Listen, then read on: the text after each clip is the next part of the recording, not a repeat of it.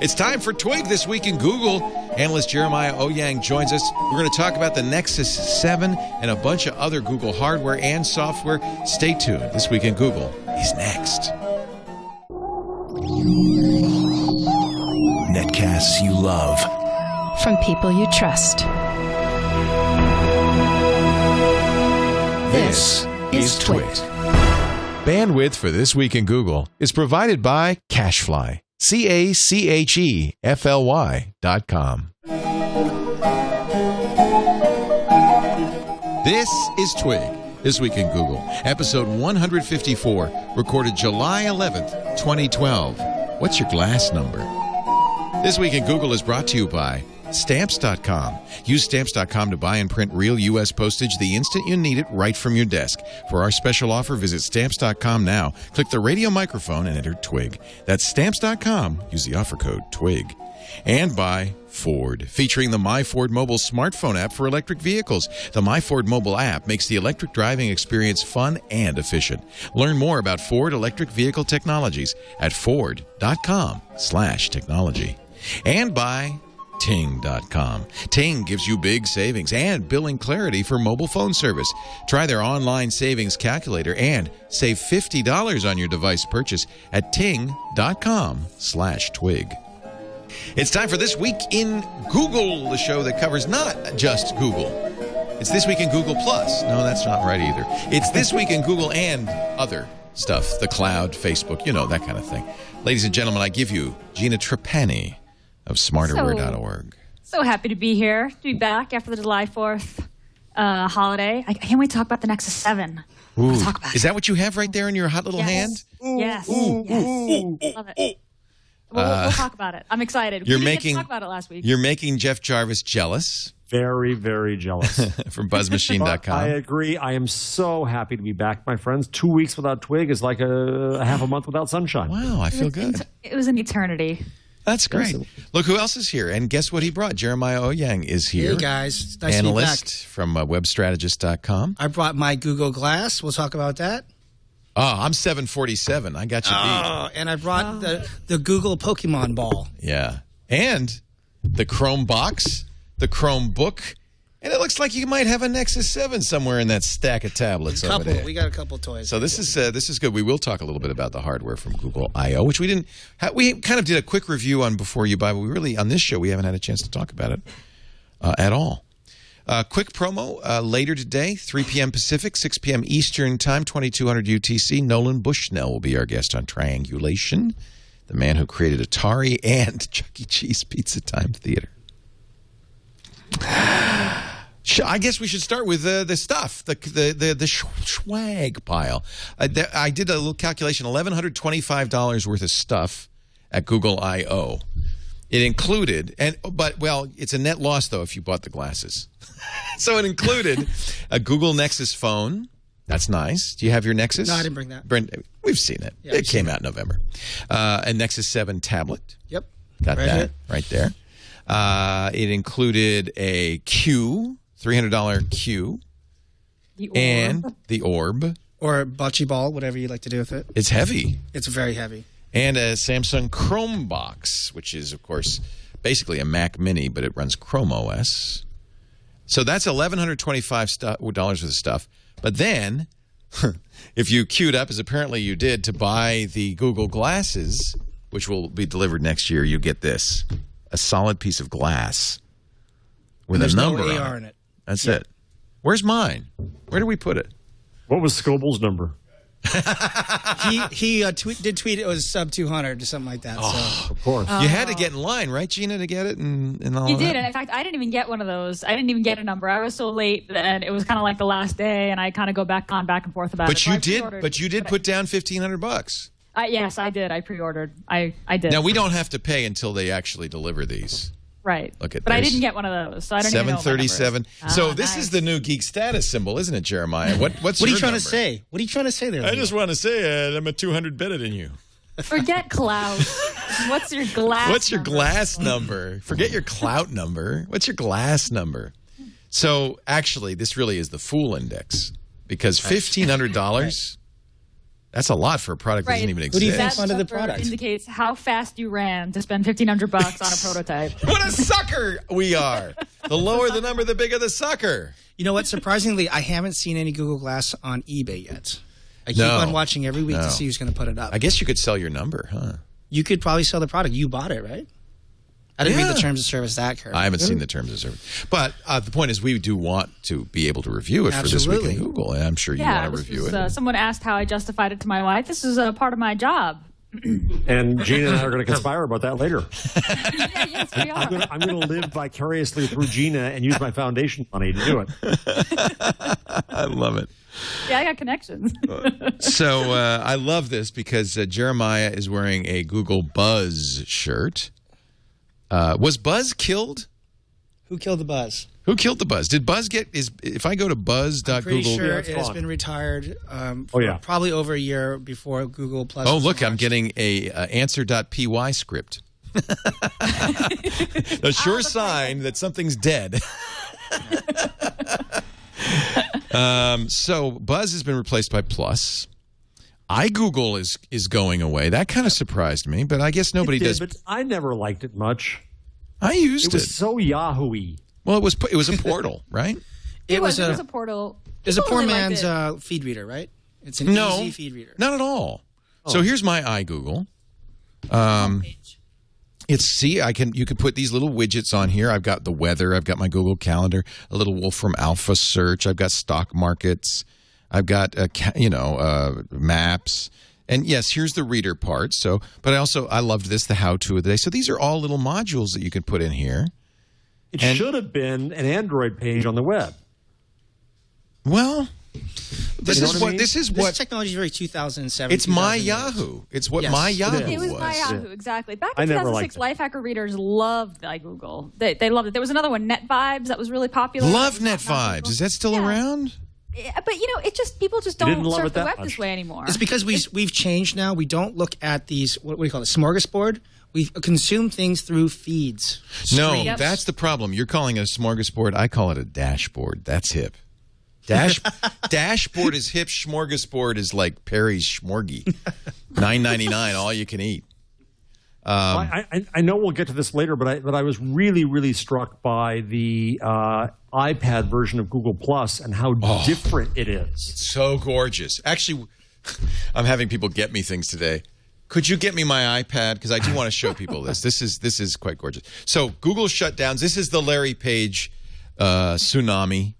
iGoogle, Google Video. iGoogle, by the way, in November, right? Google Video. They've been warning me about this for a while, saying, you have videos. Would you please move them over? Right. What's Google that's been going on Mini? for a I don't while. even know what Google Mini is. Wasn't that the box? Wasn't that the search appliance? Search Oh, appliance there was a box, search yeah. appliance. So they have another search appliance, so that's not a big deal. Yeah. Presumably, you're using the other search appliance if you're. But this is all normal in a company that's constantly innovating and changing things. They try things out in the 20 to 30% of the R&D time. They shut them down if it doesn't work. I think that's actually a brilliant model rather than forcing it. But I get these cool shirts. They're on their third iteration of social now, right? And it makes that shirt so much more valuable that it's a. You want to Goo- buy it? Yes. Where'd I'll you get a trade you Google Buzz numbers. shirt? I'll trade you numbers. I don't know. I probably got it at one of the. Wait a minute. If I gave you my number for your number, my lower number, would you give me that shirt? Not on air. You're not wearing anything underneath. Huh?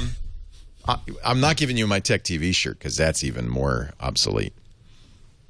Yeah, I agree, Jeremiah. You shut things down. We do it here. We cancel shows after a while and we bring in new shows. That's just part of. It's called. It's being a good gardener. So I wonder which one of these hardware devices are going to get shut down here. Okay, take a guess. Okay, let's go. Okay, Gina, we've got a Chrome box, but let's say Chrome OS. Okay. We've got a Google Q. We've got Google Glass. We've got a Nexus 7, and we've got a Galaxy Nexus phone. Which will be the first to die? The first to die relative to its launch, because Glass isn't going to be out for a while. Is that what we're saying? Oh, that's a good point. Well, you can leave Glass That's a good out. point. Well, the Q. Yeah. Pretty obvious, Yeah. right? Yeah. Any dissension here? No, that is definitely going away. I think it already went away. I don't even think. I think it was stillborn. Can you buy it now? Yes, play.google.com. I haven't pretty heard a pricey. single person say, "Ooh, I got my Q." No. I wonder who actually made this. Let's see if we can find the real. It's made in the USA. That was one. It's one recommending point. Here's what's wrong with it. If it were $99 or $89, I don't think we'd be disparaging it, right? It's $300 is the problem. Yeah, the price tag is the problem. It seems like the Q is more of a proof of concept of the Android at home stuff than an actual product they expected people to buy for multiple rooms of their house. And you know what I gotta say, the Q, it's cool. I liked it. I like playing around with it. Well, it's I would pretty. never have bought it. It's pretty. It's interesting. I like sending songs to it. I had a couple of friends over, all with Android phones. We were sending YouTube videos to it, which is something we normally do. But we generally like pass around the tablet. It's kind of cool to do that on TV, but it's way too expensive and way too limited. And you're assuming you like your friend's music. Well, it's kind of annoying because your friend could actually take over the playlist, right? You could have a music fight. Oh, yeah, those never go well. Yeah, especially at Chuck E. Cheese. That's definitely a way to lose friends. So I'm going to have I have a hypothesis here because I'm on the site. Ships soon. This is play.google.com. Ships in 1 to 2 weeks, and you can order up to 2 of them. Now, remember, the idea of this is if you really want to use it, you need one for every room, right? Because they kind of, it's like it's distributed. So the fact that you can only order 2 tells me they didn't make very many. And that tells me that they're never going to make any more. I think from that, I deduce this is already dead. Yep, I agree. I mean, Google's, look at this shotgun spread of products they launched. I mean, that is the Google model. Shotgun spread. Shotgun. But Jeremiah, you just said kind of it's changed. That was the model, but then Larry has been trying to focus the company with a laser, and this is an odd one. 2 lasers. But it doesn't show the kind of focus that I think that he has wanted to bring, unless they said we're going to have a whole panoply of products. Now, the other way around it is that I can't wait. We talk about the 7. But it's fascinating that no one made a decent Android tablet until Google made one. And maybe with Motorola and all that, they have to be in the business of making demonstration products. Microsoft clearly thinks that. They're making the Surface because nobody has made or shown a Windows RT tablet that's in the least bit compelling. But I don't know where the big business is. But then Gina's right, I think. What they're trying to do is do demonstration of what's possible.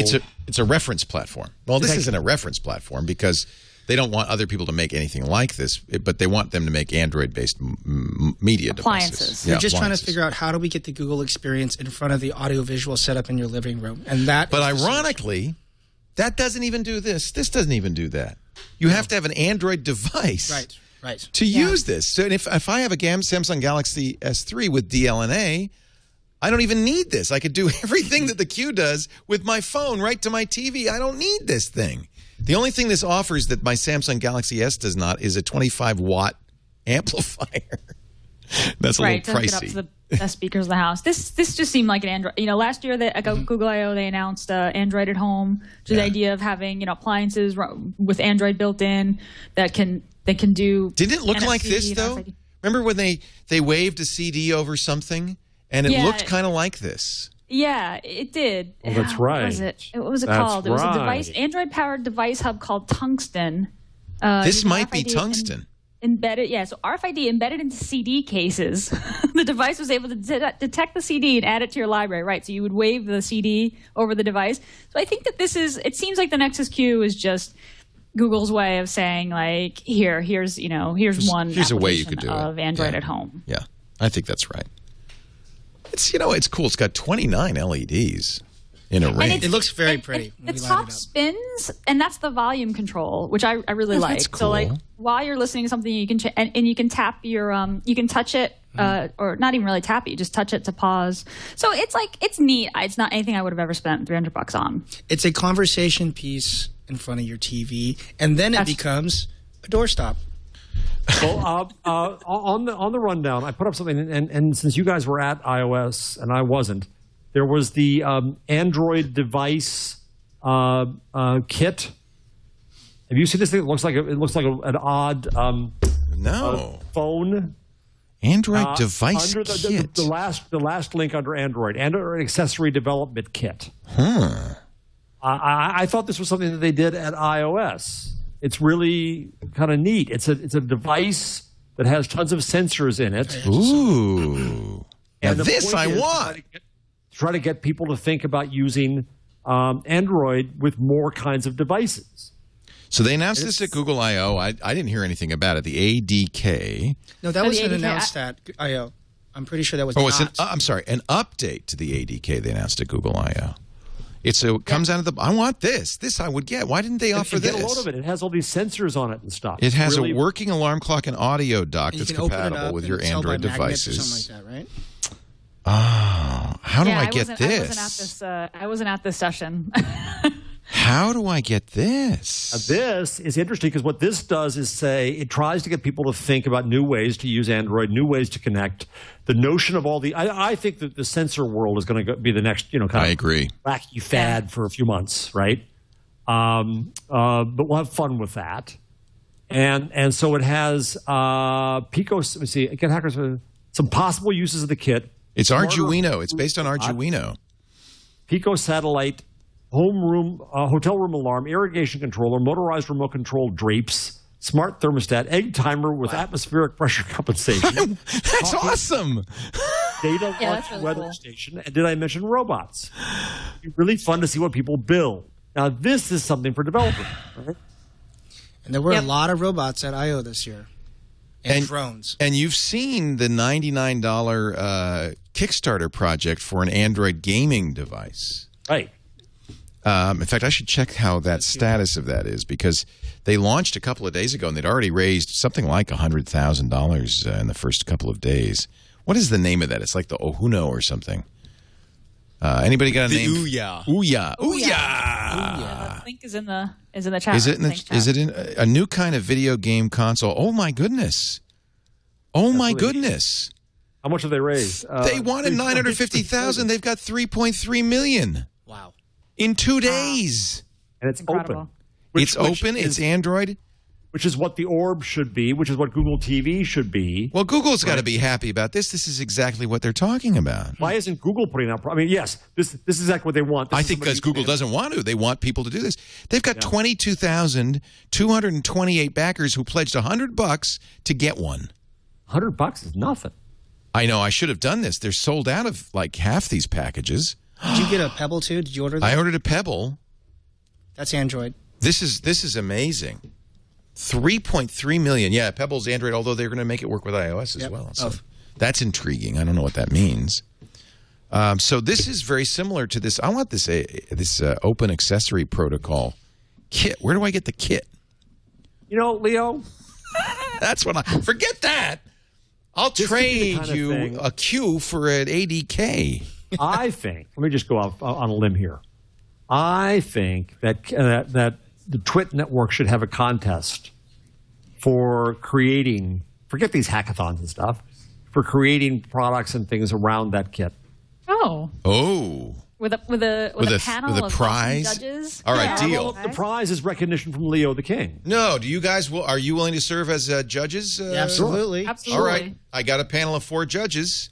Sure. Let me put together a prize fund. We should have a prize fund, right? Yeah, we don't need to do much, I don't think. I think $1,000 glory is enough. $1,000 from Jeff. $1,000 prize would be to come on TWiT and demo the thing. And you get to demo it? Yeah. I know what the prize is. Jeremiah's Q. And Leo's glass. No, I'm not giving you my glass. How about if we give you your very own Nexus Q? That's just mean. And a wave T-shirt to the runner-up. It's a deal. We're going to figure that out. We'll do it like, Shark Tank, where you get to come on and you present. Oh, yeah. And the 4 judges. We'll do special edition of Twig with that. It's developer.android.com/tools/ADK. Yes, but I don't see the hardware. There's no link to get the hardware that I can see. Well, that's what I want. I don't. I know. Maybe I could I'm supposed to build that thing? No. I'm not that good. I'm not a hardware hacker. I'm a software hacker. I want the hardware so I can hack it. Yep. It's based on Arduino, which is kind of cool. I'll figure it out. I'm going to get one of those. But so what are we proposing, Jeff? That I'm not sure. Is it? I mean, does it need to be a working prototype? Yes. You got to see something. Yeah, it just can't be PowerPoint. Something. Or If it's just a board, it doesn't have to be pretty. It's showing a concept of a new way to think about using Android as an open platform on a device. And now thanks to the chat room who has sent me to adafruit.com, which is a really great site for this kind of stuff. And they have a variety of ADK development boards. Oh. So yeah, that's true. This is for $76 as an example. It's the Arduino Mega Android Accessory Development Kit. It's just a little board. It's got a USB connector on it. It's $75. Yeah. It's 54 digital I/O pins, 14 of which can be used as PWM outputs, 16 analog inputs, 4 UARTs, a 16 megahertz crystal oscillator, power and ISCSP header, and a reset button. Wow. Now we're going to, and then there's a Raspberry Pi. Mm-hmm. I mean, there's a lot. This is an exciting arena. If I were a young person. But you are. So, Gina, you Ms. My software development queen. Yes. Yes. Have you often wanted to make hardware? You want to work with it. You want to, you ordered your glass and all that. But have you ever dreamed of making hardware stuff?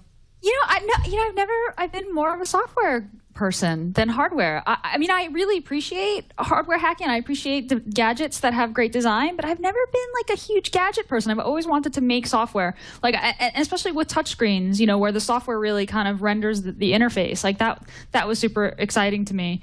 So yeah, I seem to have a block. Like with software APIs, I can imagine things and I can see different apps and things. There's no limitation. With hardware, I think maybe it's just because I'm not as just familiar with the landscape. I have a harder time kind of imagining what's possible. And something like, well, if every CD in your collection has an RFID chip in it, it's like, what? That's the kind of thing that would shut me down. But I think it's the kind of thing where you really have to kind of imagine a future where everybody kind of has these things where things are enabled. RFID or NFC enabled, and I think it's really kind of a bet toward the future. Even the Q, if I'm not mistaken, I don't think the Nexus Q app runs on anything higher than ice cream sandwich. No, that's not true. It's according to the website, it's gingerbread or better. Oh, it's gingerbread or better. Okay, that's good. But it's one of those things that like you really have to look toward the future. And I'm just like, I don't know, maybe it's my ego. I need to make stuff that people can use now. That people can deploy out to their browsers or their phones. I think I got spoiled by web development. You put it out and it works. But Gina, I have a question for you.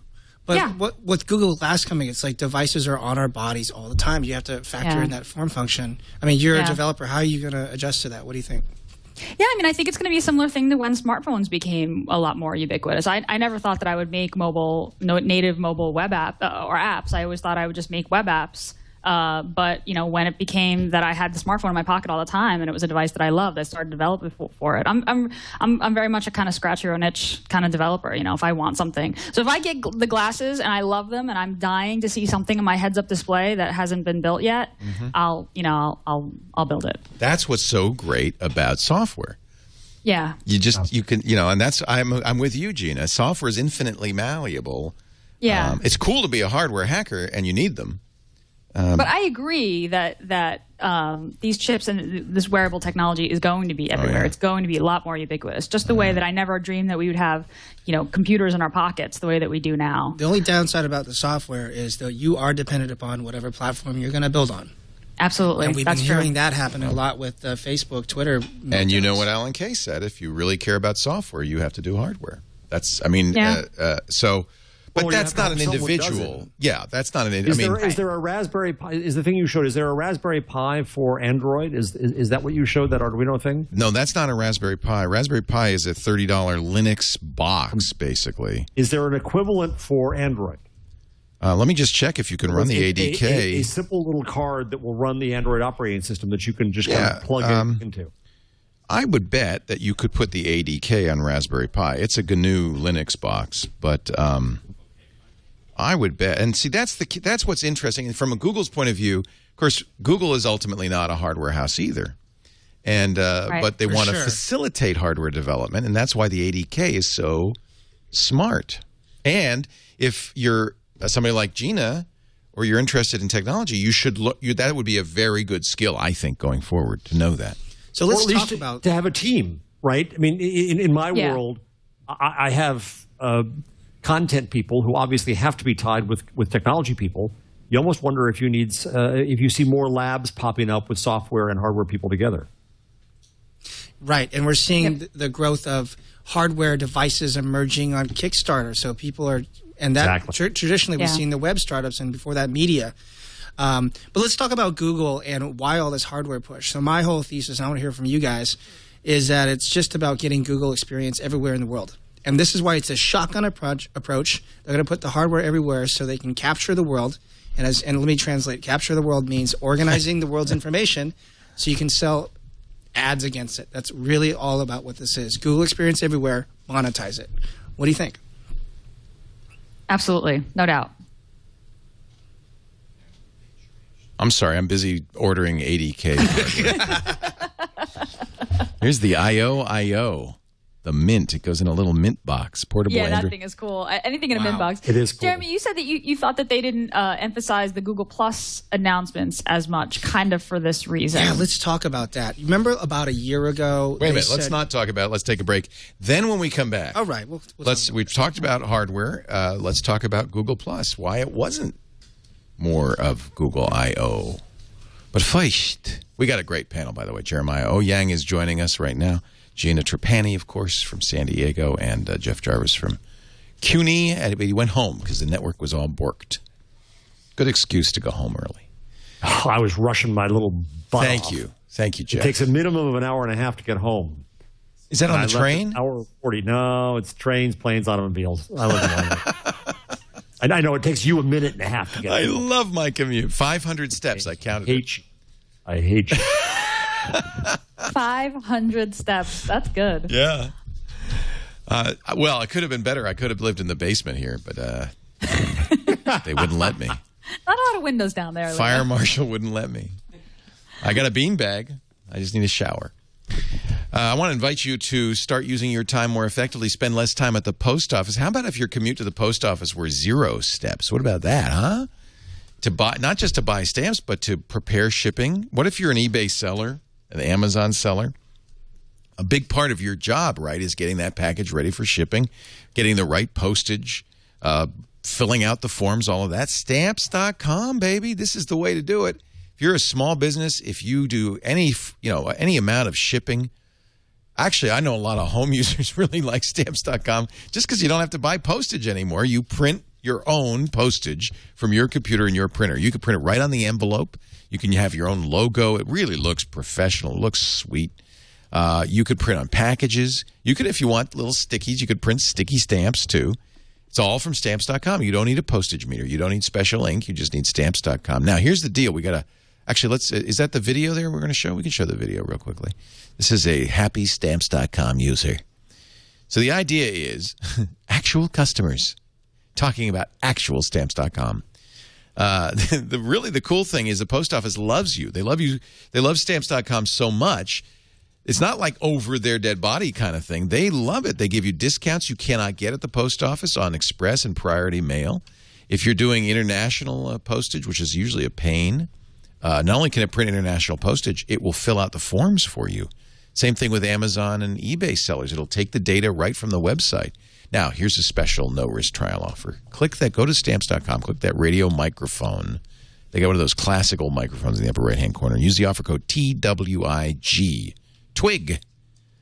That way we get, Jeff and Gina get credit. TWIG. Now, suddenly, that $80 no-risk trial is $110. You get $55 in postage coupons you can use over a few-month period. You get a free digital scale. You just pay shipping and handling for the scale. It's $5. You get a supply kit and a month free trial, a $110 offer, but only when you use the offer code TWIG. Go to Stamps.com right now. Try it out. I tell you, you're going to really like this. By the way, you don't even have to go to the post office to mail stuff. Even if it's over 13 ounces. You know, post 9/11, they have a rule that if it's a package over 13 ounces, you have to bring it in for inspection to the post office. Not when you use Stamps.com. The mail carrier comes, takes it to the post office. You can either have your regularly scheduled pickup or you can schedule a free pickup. Post office, I'm telling you, they love this. It lets them close down branches. It lets them eliminate clerks because people just do it themselves. It's just like the internet. Stamps.com. Try it today. Don't forget to use the offer code TWIG. We thank you in advance. So, Google I.O., you were there, Gina, and Jeremiah was there, brought some tools back. Vic got on stage, was interrupted by Larry, but he got on stage. He talked about Google Plus, right? They showed a nice video of they did happy people. I really think that the focus at Google has changed. About a year ago, Leo, they said everything's focused around Google Plus. We want to be a social company. They're even putting their bonus structure around that.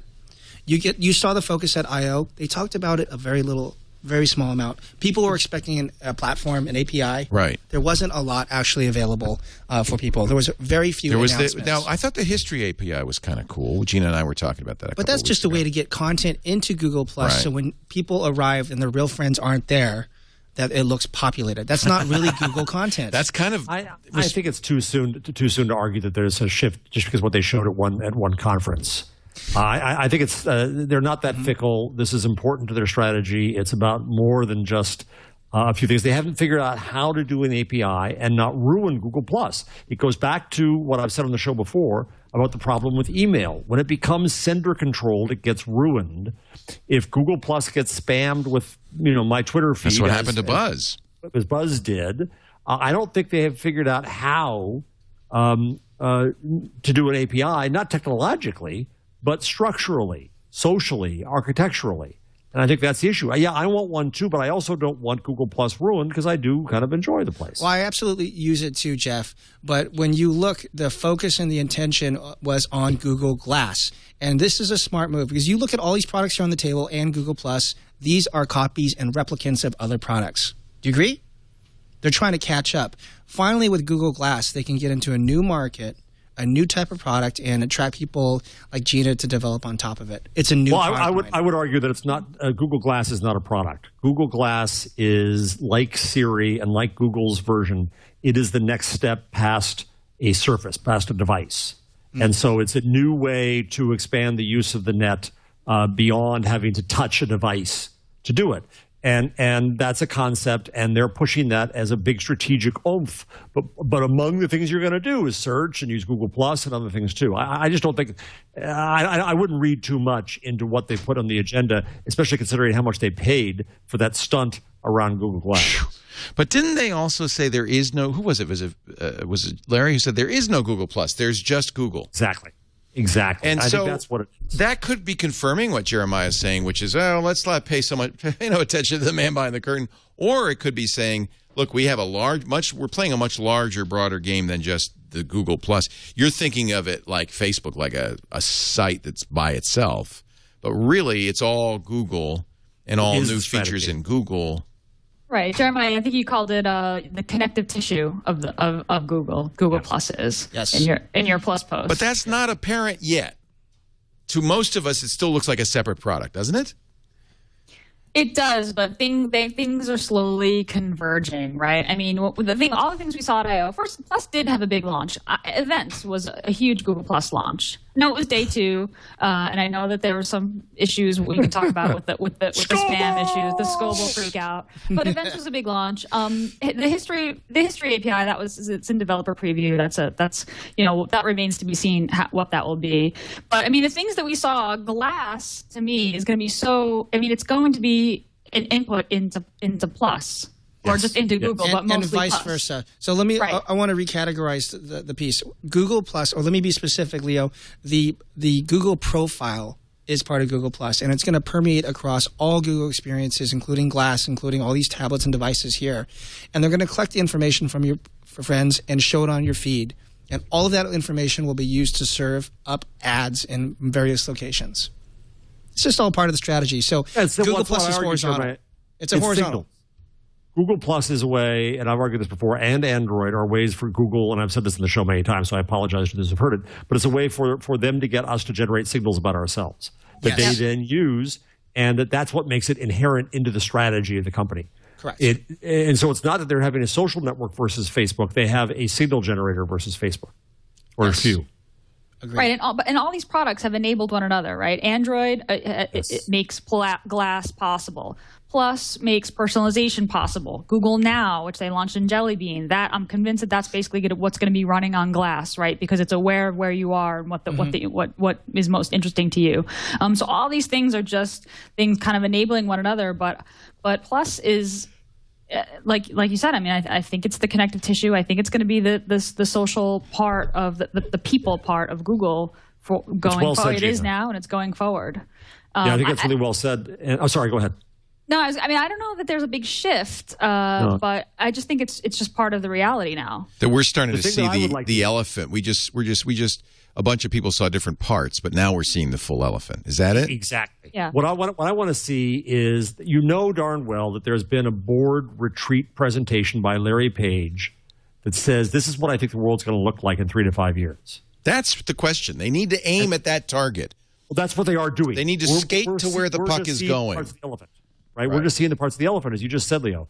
But he's got an elephant in mind, and it's being revealed to us bit by bit. Yeah, we'll see what it looks like. And ultimately, isn't that what is required of Tim Cook, of Mark Zuckerberg, of Larry Page?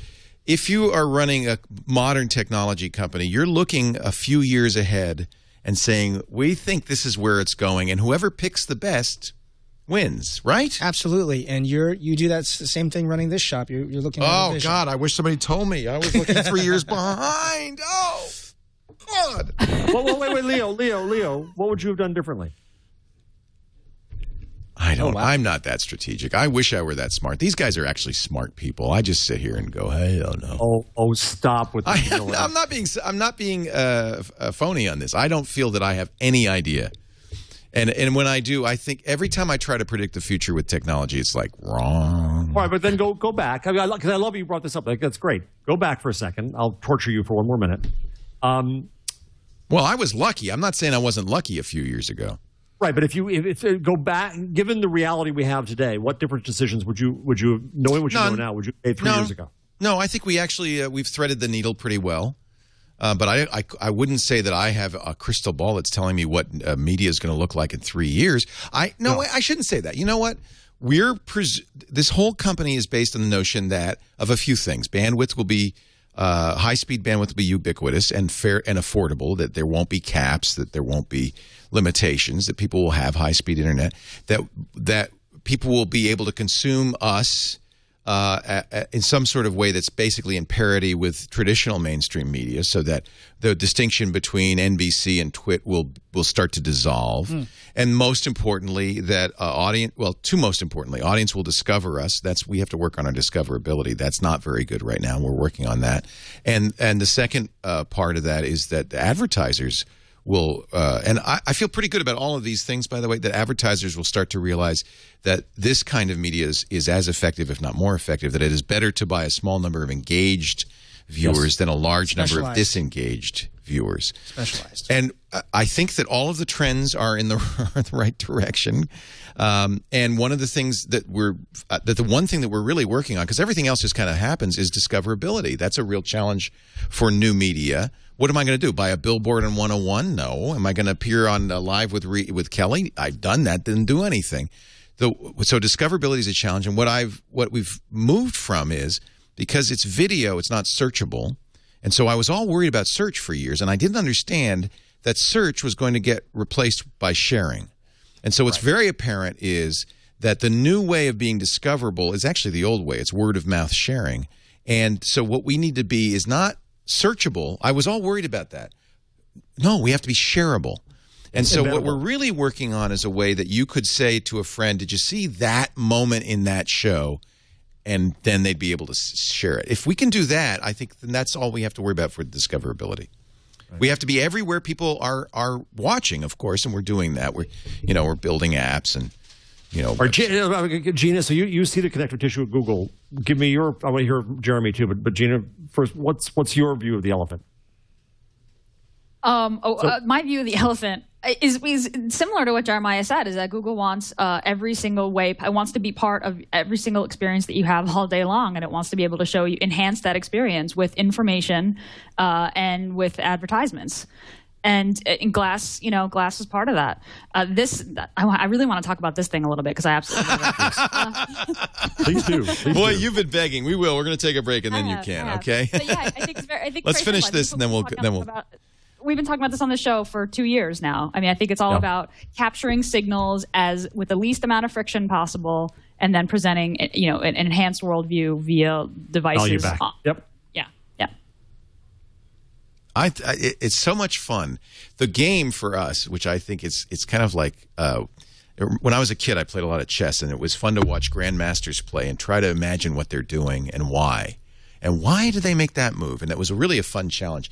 And I feel like that's what we are doing when we watch people. It felt like that with Steve Jobs. When we watch people like Larry Page, we're watching, one hopes, if one is a stockholder, grandmasters play a game in which they are seeing patterns and moves way ahead of us, and we're trying to understand. Now, you're an analyst. Is that what analysts do? We do, but it's really hard to see that far ahead with these visionaries, and they have these R&D and think tanks, and they hire the best ideation teams in the world. So they have more data than you do.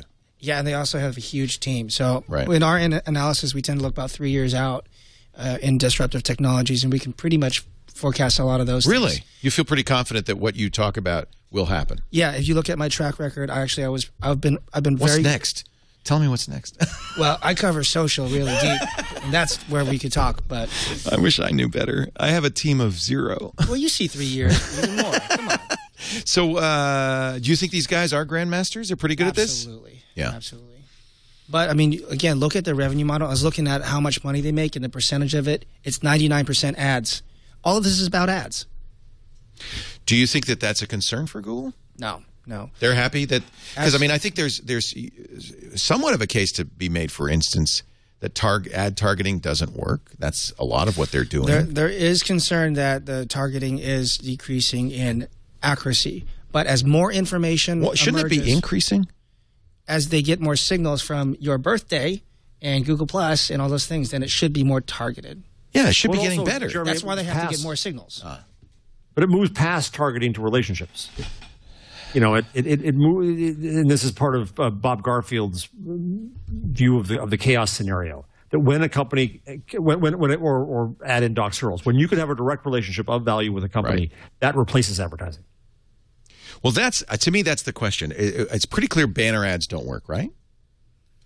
It's pretty. I mean, do Google ads work? It's not true. No, they do work. They do work, but it's a low guaranteed CTR. But they can promise numbers. Okay. It's low. It's very, very low. If I were making my money selling ads, I'd be looking at new ways to reach consumers. That's actually what my next research report's on. We're looking at how owned media, social media, and advertising is all coming together into a new form. We call this converged media.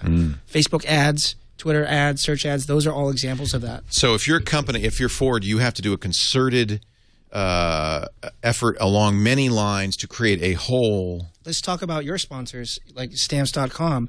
Those ads that we'll see will start to have the members of the TWiT community creating the content, sharing the content, distributing the content. It'll all be one. It'll be hard to tell who's media, who's a creative, and who's distributing. It's all together. The real problem is that your customers don't like ads. What you do is you don't turn it into an ad. When you converge all those things together, your friends help to create that ad. You have to be smart about this because it can't look like you're manipulating. It can't look like you're marketing. It has to. Your friends are shills, right? Yeah. I mean, look what happened to Google with this. They paid that fee, the judgment on this. Robert Scoble just liked Ford. Why don't you? That's an ad with using Robert Scoble's name without his permission. Right. And they just paid some money in a settlement for that in the UK. So you have to be careful. I think as you learn the discoverability for TWiT, that's a skill that you then bring to your advertisers. As you know the skill of loyalty, it's a skill you have to find a way to transfer. I used to spend a lot of energy trying to think of, trying to be the person who's thinking about that, right? And then I realized that agencies are so conservative that you have to let them think of it. Yeah. True enough. You can't say, hey, you know what the next thing is? You have to wait till they say, hey, you know what the next thing is? And say, oh, we could do that. This problem of discoverability, Leo, that you're describing that you have is the problem that Google wants to solve. And just as an aside, I meant to say I just noticed, I don't know where I've been, that the TWiT page on Google Plus is fantastic, and you post shows after they go up. Please follow us. And I need to make an effort, and I've been kind of a slacker about this, about resharing that and saying, hey, Twig is up, come watch it the day after. That's just not something I've been so good at. But there are really good ways to do this and really bad ways to do this. Like a car company, which I will not name, but a fancy car company offered me one of their newest models for a week and like $3,000. And they wanted me to drive the car for a week and blog about it and tweet about it. I had to agree to a certain number of blog posts or tweets or whatever. Ooh, that's that so week. gross. And I said no. Of course you did. Was this because of your clout score? I've seen stories about how they award these things now out of clout scores.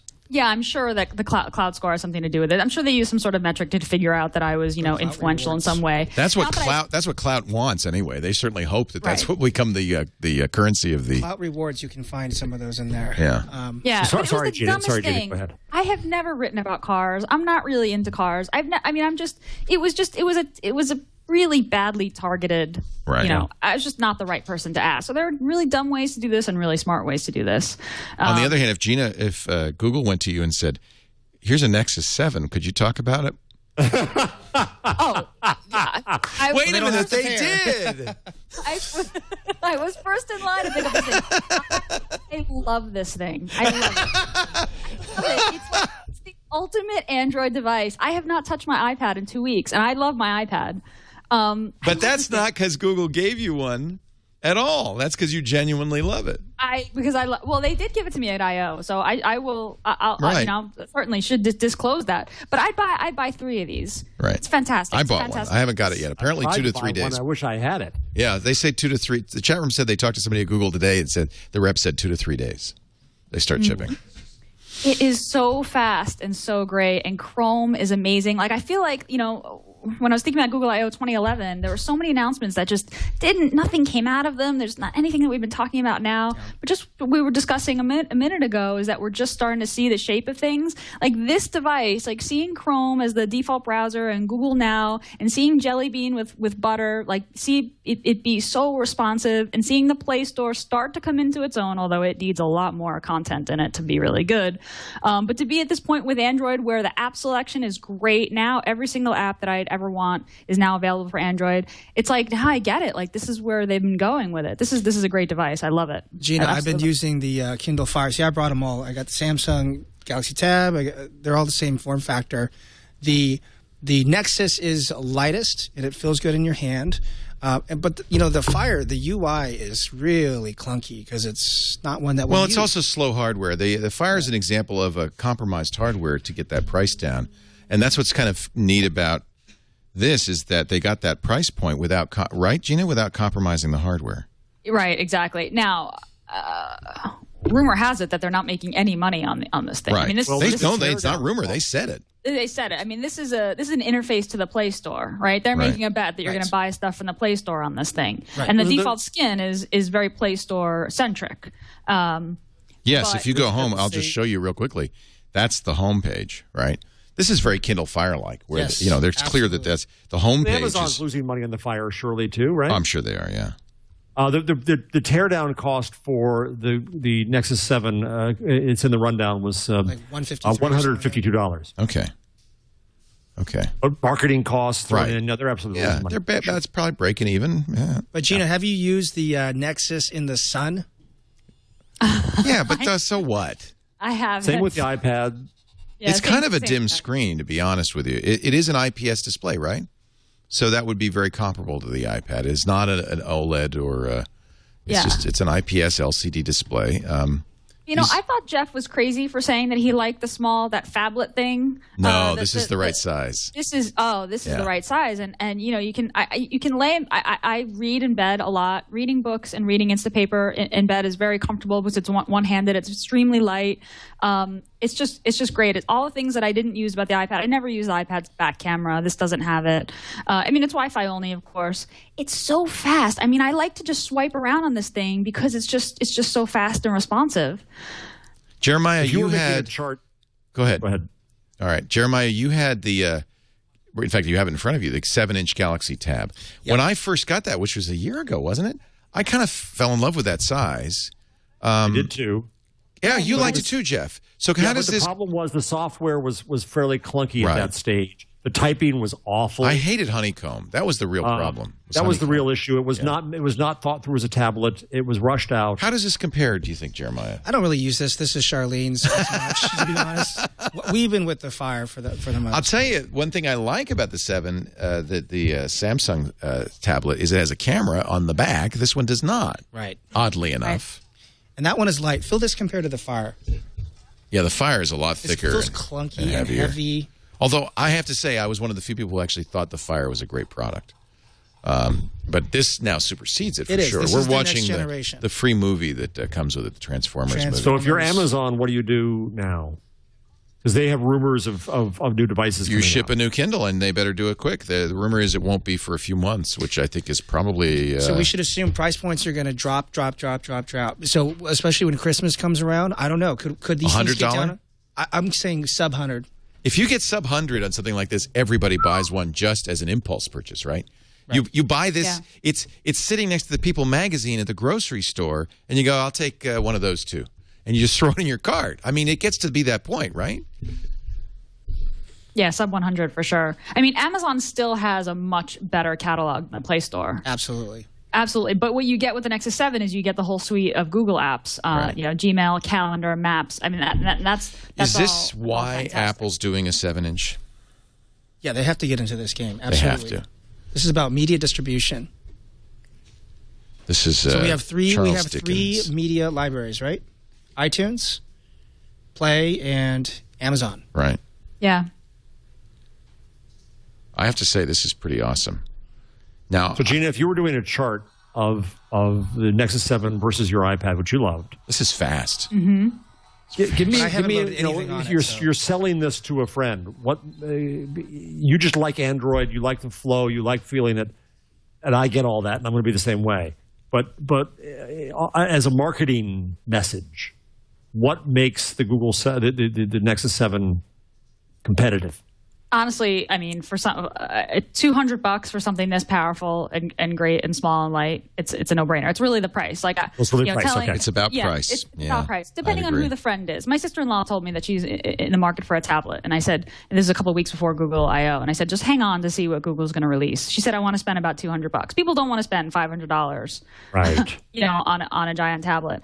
And I have a different relationship with the iPad. The iPad is this beautiful, slab, but this thing I feel like I just live with a little bit more. It's just lighter and it's got that kind of leathery feel. I feel like it's something that I just that I kind of grab. It's more casual. I'm addicted now to my keyboard case for my iPad. I'm worried about withdrawal from that. Yeah. Can you hold it up? I want to see, Jeff. He's talking about this. This is the Logitech. Yeah, here you can play with it. This is the ultra thin. It works with the 7. It works with the 7. Any Bluetooth keyboard does. Yeah, I know, but it doesn't fold over. And well, how long before somebody makes a little? Well, I think soon, but that's my one concern is that I think I need that because it does make me fluid. It makes me not fear having to type on it. How do I start a Hangout? Can I start a Hangout? I want to use this camera. How do I start a Hangout? Go to the sidebar. So click Home, Sidebar, Hangout. Glad somebody knows how to use this. I don't know any of these people. Do you mind? Who should I start a Hangout with? Start one with me. No. These aren't my friends. Yeah, just fine. Type in Chad, see if it happens. No, because this is Jeremiah. That's fine. My friends are your friends. Okay. Just don't Chad Johnson. My ex-girlfriends, and we'll be okay. They're not on here anyway. No, Ring on. What does this mean? Now I just press start.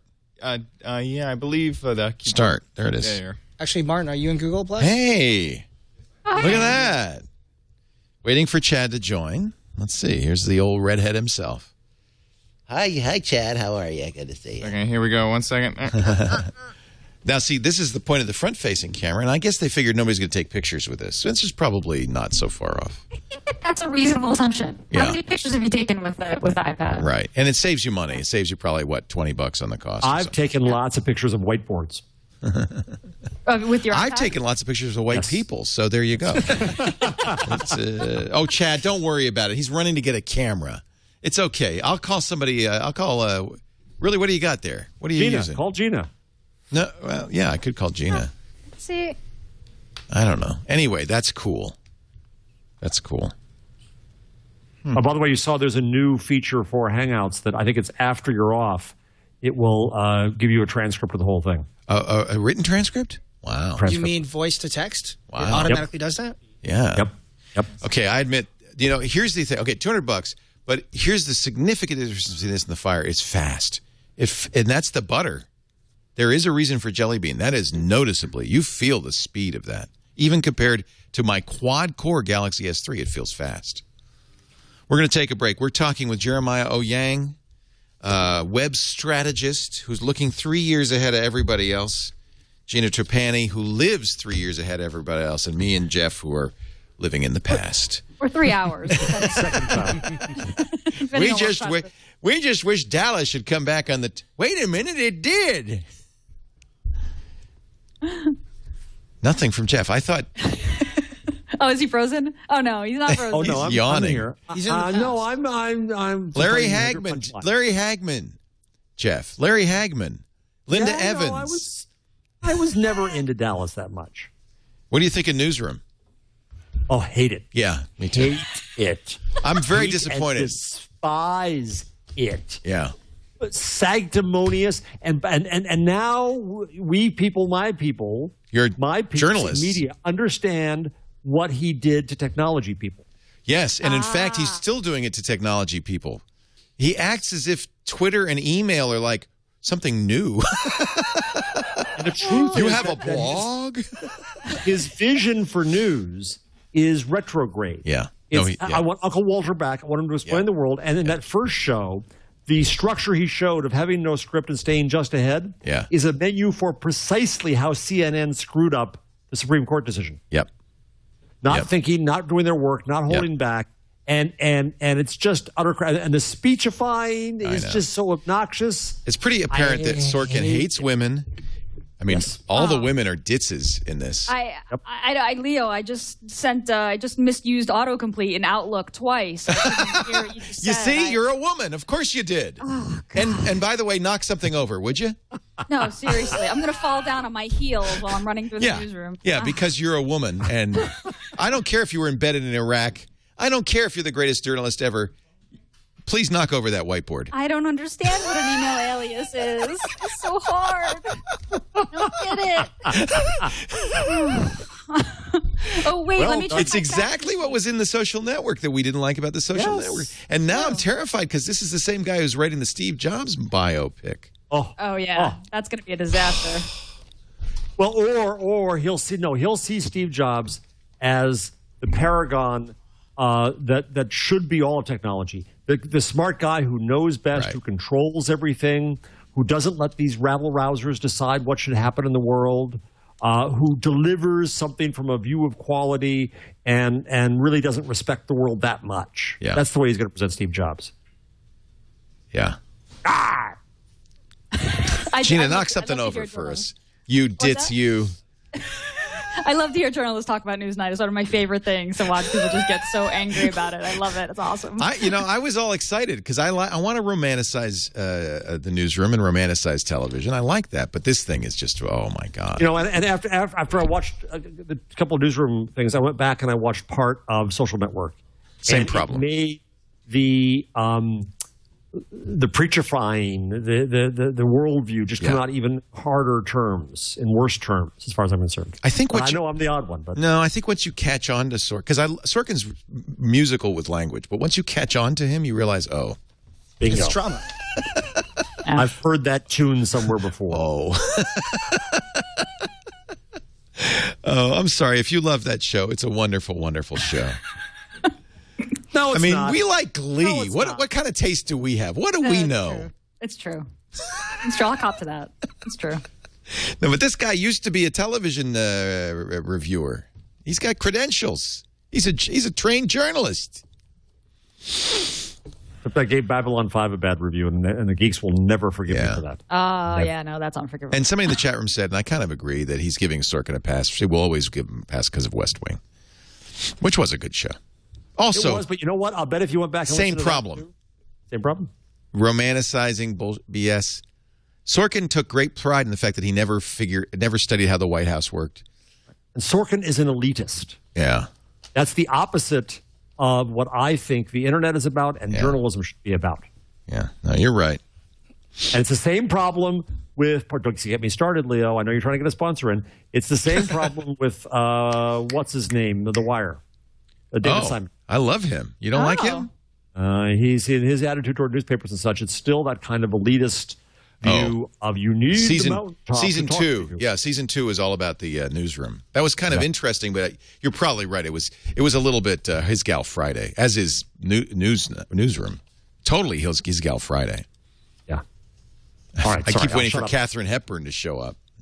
Spencer Tracy is the editor. Which is Jill Abrams, the editor of the New York Times now. It's her favorite newspaper movie. Oh, it's the greatest of all time. She did I saw that interview. But talk about dated. That's when newspapers were still printed on trees. Yeah. Dead trees. I liked, the one thing I missed last week is I wish I could talk to Jeff about Newsroom. And now you've satisfied my... You see, it got me started, Leo. I knew I would. Now we just have to talk about Louis, and it'll be complete. But we should do a sponsor. Louis, I've been watching. I've catched up with season 2. I'm watching season 2 because it's on Netflix. Has season 3 started? Yeah, it's 2 episodes in. He's so amazing. He is. There's a guy. There's a guy's guy. And now Louis C.K. we're talking about. He's selling his own tickets to kill some scalpers. He's killed 95% of all the scalping on his concert tickets. Everything he's doing is going direct, and that's what the internet does. I know it helps that he's Louis C.K. I mean, if I started my comedy career trying to sell tickets it wouldn't work. It helps these. I put up a link to David Weinberger on his blog, Hyperorg Joho, did a brilliant essay about how what Louis C.K. did with the scalpers and with the show itself was indicative of our opportunity to reset norms on the net around a simple rule, which is, pardon me for this, let's try not to be dicks. Yeah. And it's really a brilliant piece because it talks about it actually also goes through the Weltanschauung of the worldview of Seinfeld and of Curb Your Enthusiasm and then of Louis C.K. And Louis C.K.'s whole thing is let's try not to be a dick. Yeah. And that's the opportunity the net gives us.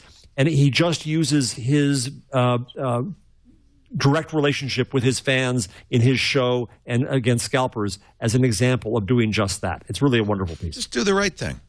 Yeah. Because we have the chance to now. We have the chance to rethink these norms. We can screw it up, but our norms are all open for questioning. And I think that's why, I don't know about you, Gina, but that's why I love the show Louis, because it's like a breath of fresh air. It's like, you don't have to be on automatic. You could think about this for a minute. And then you can see it for the truth of it, as opposed to just kind of, as we mostly do in life, just kind of, well, that's how we've always done it, so we'll just keep doing it that way. Here's a chance to step back and say, oh, it's different. I like that. So already 2 episodes, huh? Yeah, 2 episodes. I won't see it till next year. What channel is that on? FX. FX, okay. I probably get that. I don't think you can get it on my cable. I don't think it comes on the on-demand or on Hulu either, which is upsetting. And if you're on Dish or DirecTV, they're probably turning it off right as we speak. Yeah, that's a mess. What the hell's going on there? God, this is why the internet's going to win, because ultimately these stakeholders are just going to kill each other off. It's like dinosaurs; they're just going to fight. The risk is they want to turn the internet into cable. I know. Right. And they own it, so they can. Yeah. Well, that's what these media platforms that we just talked about are part of that game. Yeah, but the carriers are, unfortunately, Comcast, NBC, Verizon, and AT&T. I mean, we got to get still going through that networks. Yeah, we got to get around that. Let's build our own. Let's launch a satellite or something. Verizon, which just filed an FCC complaint against their net neutrality power, arguing that Verizon has a First Amendment right to decide what goes on the internet and a Fourth Amendment property right to decide as well. Well, this I don't think that's new. I think that's always been the contention that the FCC doesn't have standing is the point, right? Right, but to argue that there's a First Amendment right on behalf of the cable provider to decide what does and does not go through its wires to our house, that it is not just a common carrier to the internet, it's not just access to the internet, that it is a newspaper. It gives the idea that the analogy it makes is that it is a newspaper. Verizon is a newspaper, and it decides what gets published. There's a side effect to that they're going to regret, which is that they're now responsible for what gets published. Yes. But that's where Cisco comes in too, right? So Cisco is trying to put a technology in place to stop us from our own devilish instincts. Well, the analog is YouTube. YouTube doesn't want to be responsible for what people put on there. They're a carrier. Right.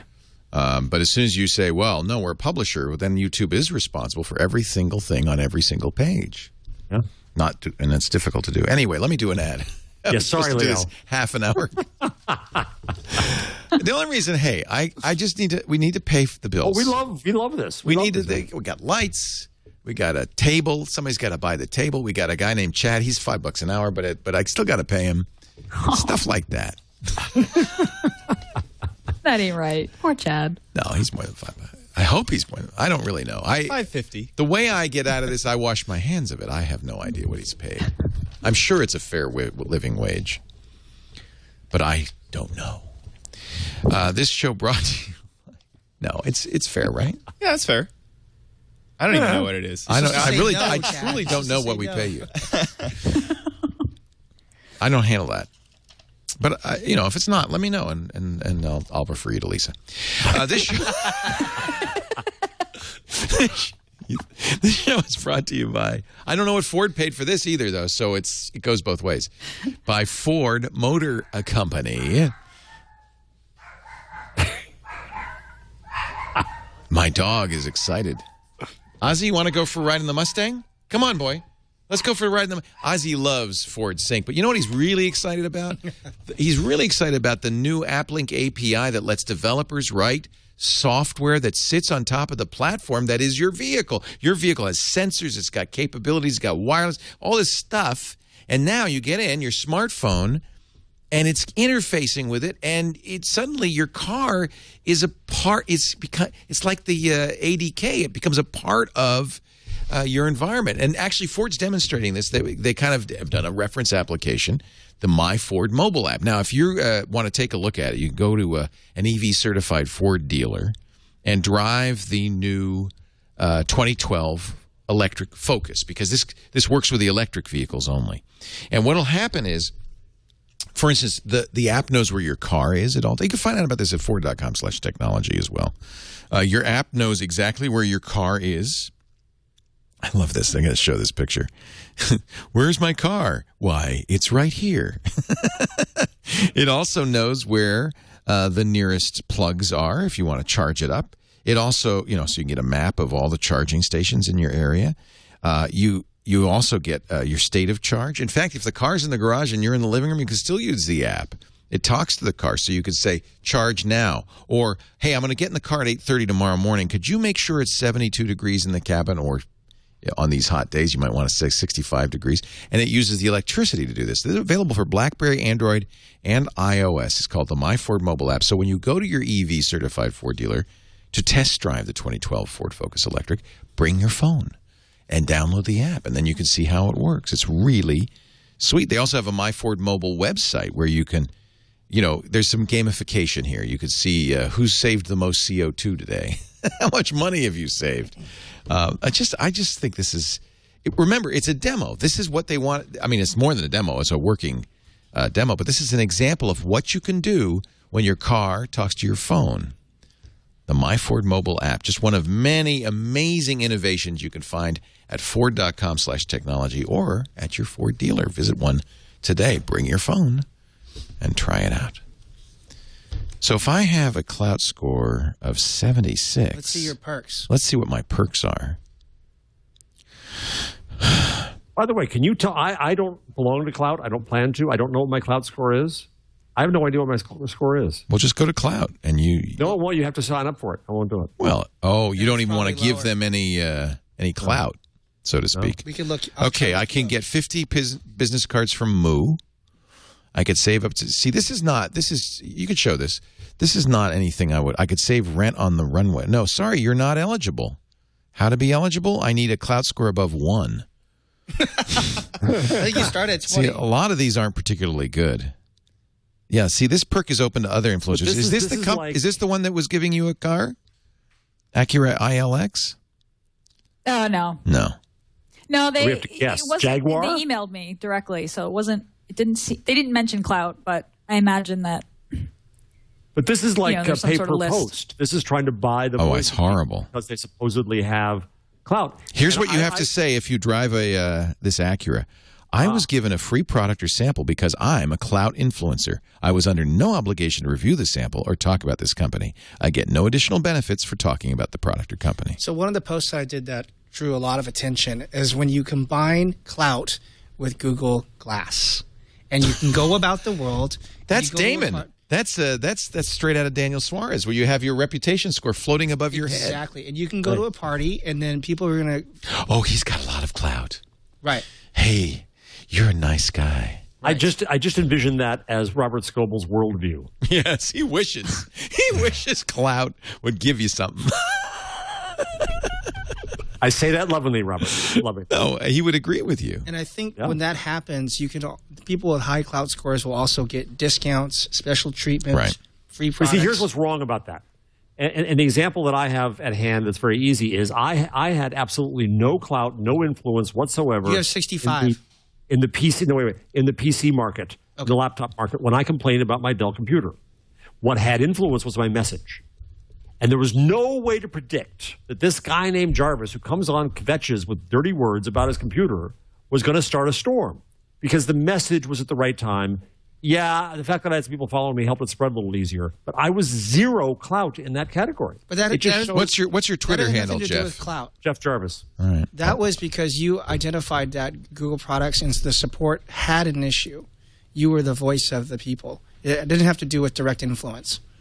Well, that's what I'm saying, though, Jeremy, is that the notion of clout, that someone is an influencer and is predictable as such, is wrong, because the person who supposedly has influence can say something that doesn't resonate. The person who has zero influence can say something that resonates, and that's what happened. But also, when that happened, was it 2006? I think I read you do that or something like that. There were very few people blogging compared to the amount of people on social now. Now we have to have identifiers because everybody's doing it. The adoption rates in social networking. Yeah, but I'm still trying to say I'm still saying that the idea that you can measure someone's clout as a predictor of their influence is fallacious. No, I agree. Okay, so clout is great for absolute value, but when you look at the relative value, which is specific topics, like obviously media, journalism, advertising, we go to you. But if it's PC computers, perhaps you... But isn't that the problem with authority in general is... In fact, I remember this from talking to, who was it, Mr. Twitter was the guy who did this originally. And he said the problem is I have a lot of authority to my kids and my parents. I might have zero authority to you. I have a lot of authority when I talk about TWiT, but I might have zero authority when I talk about tires. So how do you measure authority? And clout is a very brute force way to do that. And I think that's why people have problems. There's a number. There's Peer Index. There's so many of these. I mean, Edelman has built their own, but they do put in some keywords, and you can tag people. And people have been saying you're like influential at raspberries and blueberries and ranches. So it's not perfect. Yeah. But people glom onto numbers. And by the way, the number of brands that use clout. It is very, interesting. very, very high because it's embedded in Radian 6 and a number of social monitoring tools. So they kind of they've bought into it. They're buying a crock. That's what I think. I think what's more interesting is who the influencers are listening to. Oh, I've been really kind of obsessed with the idea of like if you're not an influencer by its clout's measure or whatever, if you don't have a ton of followers but you have relationships with people maybe who do. The car company that comes to me and says, you should drive our car around and here we'll give you money to talk about it. That's one thing. But if someone I respect and admire, Leo asked me to do something or try something, like I'm going to listen to him. And I think that's kind of the next step here is like, how do we get people who are not, influential, and I'm using that term, however you measure that, who do they care about and who are they listening to? Because the people who have tons of followers and a high clout score, like they're just... they're blocked off. Half of them can't can't answer their email or can't, sort through all their Twitter mentions or whatever, and it's impossible to get to them. So here's the thing, and I advise a lot of brands on how to deal with social influencers, and I say, should you treat people like Leo with high cloud scores higher than other people? And they're like, no way, that's horrible. That teaches a bad behavior. And I say, well, do you treat customers with high net value differently? And they go, oh, yes, we do. Sure. It's the same thing. Yep. Those of us who are better looking and richer than others should get say? more clout. Lady Gaga, how do you think she's going to run her social network? Little Monsters. Are you a member, Gina? Little Monsters? Are you a little monster? I'm a little monster. I thought you might be. I signed up. You are? Really? Wait. You really are? I really am. How did I know? So I'll admit I didn't know about it until I saw it in the rundown, but I signed up instantly. I was like, I was scanning our story rundown, and I was like, Lady Gaga's new social network, and signed in instantly.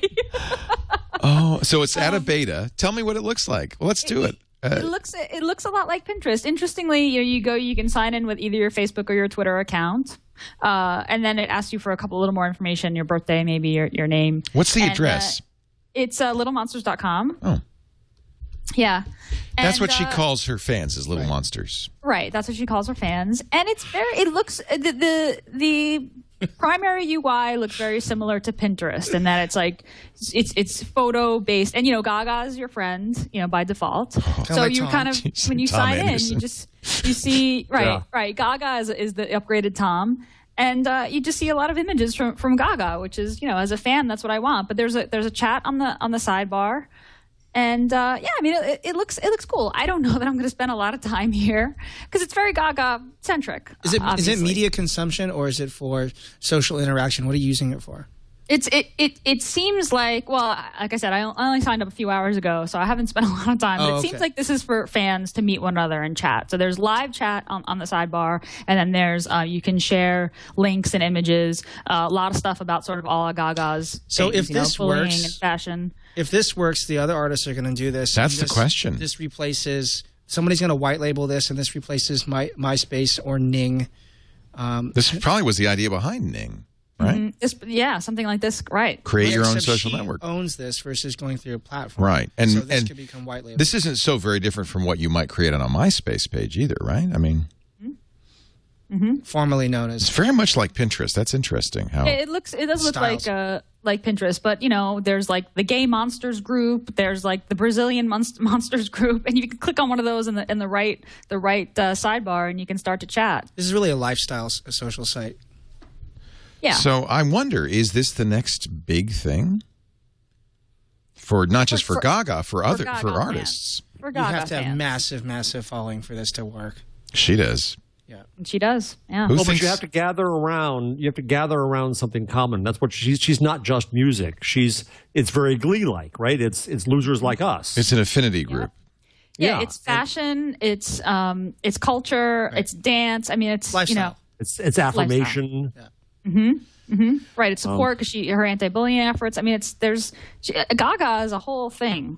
Chrome. She does the Chrome commercials. So, right. I'm trying to think for somebody like me, what would be, if there's anything that would be compelling enough. I mean, I'm too old to be a band.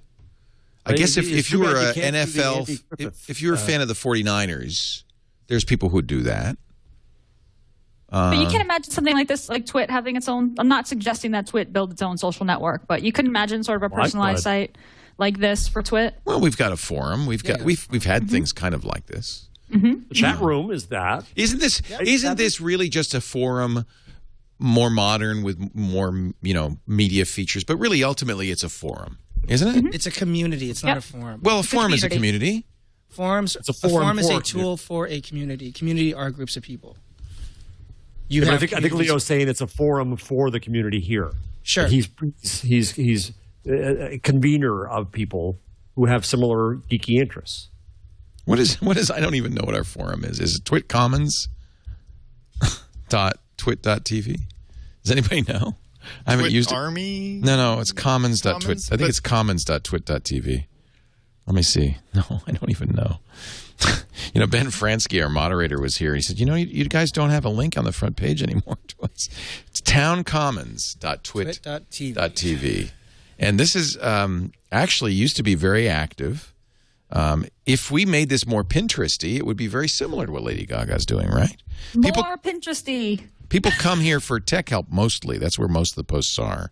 And we could do this. We could be more active, certainly. And to Jeremy's point, if it's truly a community, it doesn't need you. It'll live on its own. You can add value. Well, this does. It's got 21,000 registered members. It's got 19,000 posts. Great.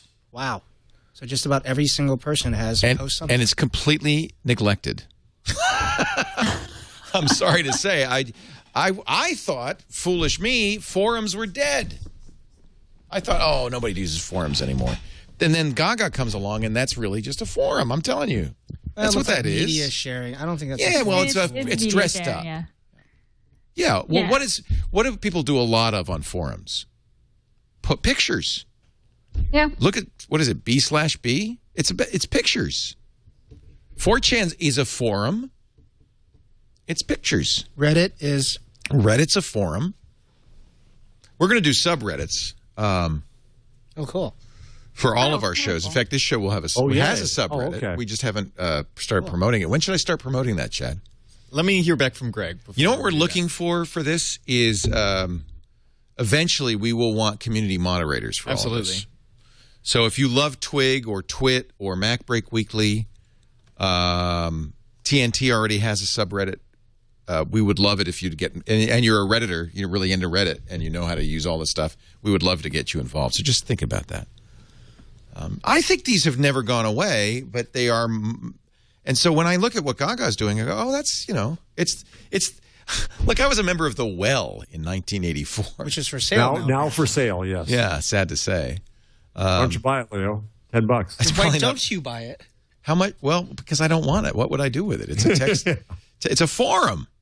But The Well, which was kind of the prototypical forum in the 80s, mid-80s, started by Stuart Brand of the Whole Earth catalog. In fact, it stands for Whole Earth Electronic Link.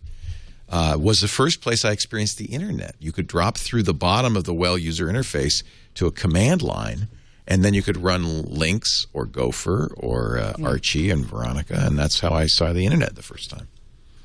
So, in other words, this has been around for a while. People don't change, just the tools and technology. Yeah, it's more visual than it was. It's true. This is just more visual, which makes sense for Gaga fans. Yeah, we could make ours more visual. Somebody should write some Pinterest-style forum software, then we'd use it. Ning, is now part of Glam. Huh? Oh, really? I didn't know that. Yeah. And full disclosure is I've been an advisor to Glam, and I'm friendly with them. Is Glam like fab and fancy? What is Glam? No, Glam is now larger than AOL. It has 243 million unique users last month. Glam Media? Glam Media. Glam is basically a network and platform. Started for women. Now it has men and other topics. But it is, rather than the old model of the portal or the old model of a content company, Glam is an enabling network for a couple thousand sites. So this is like Linkin Park is doing essentially what Gaga's doing. Right. So you could use Ning. Using their platform. The TWiT, I'm sure I'll be happy to introduce you to them. They have all kinds of great tools for creators now. Huh. That's what they do. Hey, Jeff, how do you compare Glam Media to like Federated Media or other types of influencer networks? Glam, yes, it started as an ad network, but it has a lot more tools, so it enables people to create a lot of things, and they have very high-end ad sales. They only take high-end brand ads. And again, full disclosure is that I became friendly with Samir Arora, who's the CEO, because I believe in the network model, and it was pretty much and it still is, the only large substantiation of that model at scale. Well, what about Demand Media? No, Demand's not a network at all. Demand pays people to go write crap. This is the opposite, the other way around, where you've got content, you're a creator, you need... So Dr. Phil is using this, drphil.com. Right. It looks like a Dr. Phil website. It is its site fully. What Glam does is enable them with ad sales and promotion and some technology. And so it's a network to enable the sites that are on it to succeed. So it's a media platform. Wow. It's a media platform with monetization and engagement tools ready to go. Yes. There's this new company. Check it out. I just met with them yesterday. Disclosure, they're a client now. This Moment, and they allow companies to build these types of things across social networks and even on HTML pages. So I'm seeing this trend, the white labeling trend, starting to emerge now too, like this. So there's going to be a lot of permutations of this. So does Glam? Now, see, these are kind of cheap ads up at the top here. These look like almost Google ads. Well, Glam itself. Oh, I see. I thought they usually didn't allow you to do that kind of stuff. They sell just, as far as I know, they sell just branded ads. I don't know that they control everything on every site. Do you get this site for free and then you do an ad share with Glam? They invite you in. They invite you in. So it's selective. So after spending $100,000 on our TWiT site, I'm starting to think maybe this would have been a smart move. Yeah. And Jeff, how do you think this is different than a branded YouTube experience or a Facebook experience? Just because you can control. Well, it's unique. Canvas? I mean, look at these. None of these look like they're branded anything. So we're just talking experience here. Yeah. The Glam here, Jeremiah. The Glam is not a brand. They thought it was going to be originally, but it's really not. It's an enabling company behind infrastructure. 2,000 brands. And I notice it doesn't say Glam. No. Well, here it is at the bottom. GlamHealthAndWellnessBliss.com. Yeah. So they have Bliss, which is health. They have Glam. So it has a cross link to another Glam site. That's it. I mean, you wouldn't know this is Glam. What's fascinating, 5 years ago, it started, and within less than 2 years, it was larger than iVillage, which was the queen of women's sites. And now it's larger than AOL. That's and kind of did it by building a network, 244 million uniques. Like, it's really, I'm just shocked that more haven't seen this network. So if I were a newspaper company, a magazine company, Condé Nast or Hearst or those kind of places, this is what they should have been building. They could have 1,000 brands, and I've said it to all those companies. Yeah, but this is a distributed model. Traditional media companies, and you know best, only think centralized and centralized monetization. Precisely, Jeremy. Does that mean so they don't really want to give up any power to Glam? Right. Is that it? You want to hold editorial tight. Yeah. You want to hold advertising network tight. And yet this relationship would be probably to everyone's benefit. Yeah. Yeah. And I think I was operating out of that kind of mistake. I've gone to sessions with Glam bloggers, and they don't compete with each other. They recognize that ships rise in the tide, and they link to each other, and they all benefit. I didn't mean to. Can you introduce me to Glam? I'd like to meet them. You bet. You bet. Samir Arora is a great character. He's in the San Francisco area. I think I blew it. He's an ex-Apple exec. Well, we literally spent nearly $100,000 on TWiT.tv and the new tech guy site, which is about to launch also. And it's that centralized model where we have the servers, we control it. We spend thousands of dollars a month running it, and this would probably make us a hell of a lot more money. Yeah, but they'd be out there selling ads for you. The thing is, these ads, we control the ads, right? So that you would be giving up monetization options in order to reduce maintenance costs. So the question is, can you make more than $100K in your network at long-term value? Yes. So the question is, do we join or build? The answer is, when do we do it? How do we do it? Yes, we do both. You're all over the social web too. I don't get it. So there's like 3 levels, right? You have your .com or. I feel like an idiot savant who just stumbled into this world. Come on, no. And I don't understand any of it. And then they get people like you and Jeremiah, and then they explain this to me, and then I go, oh. But you specialize in selling video ads, and in a certain way. The truth is, my only interest is in creating a network that helps people understand technology, and hanging out with smart people and talking about technology. And the only reason we do any monetization or anything else is to subsidize that. If I could do this and I don't. But I haven't figured out how to. I don't know. I am is a content guy who's kind of trying to thread his way through this new media universe, which is crazy. I feel like that guy in Newsroom. I have a blog? Check the fax machine. Where's the fax machine? Check the fax machine. Let me just knock Gina over by accident. Whoa! Hey. The woman was embedded in Iraq, in Afghanistan, Pulitzer Prize winner, wounded, but for some reason she can't figure out that an acronym can't begin with is. So maybe people get stupid when they... Oh, God, that acronym. They got on TV. No, Aaron has a deep-rooted hatred for women and for technology. It's now become apparent. And for, I would argue, populism and democracy. And democracy. Oh, he's absolutely an elitist. As am I, but I try to hide it. In a good way. When me and my buddies get together at the Bohemian Grove, we often laugh at you proletarians. Somebody asked me on Twitter, are you going to the Grove? I said, what? I think they assume that I am a media elite. Yeah, me and George Schultz were like this. Let us take a break. I'll tell you what I'm excited about. Jeff's going to have a number. Gina's going to have a tip. I'm going to have a tool. Jeremiah, I don't know what, in just a bit. But first, I'm going to tell you about how a great little company is changing the mobile phone space. I love this kind of a story.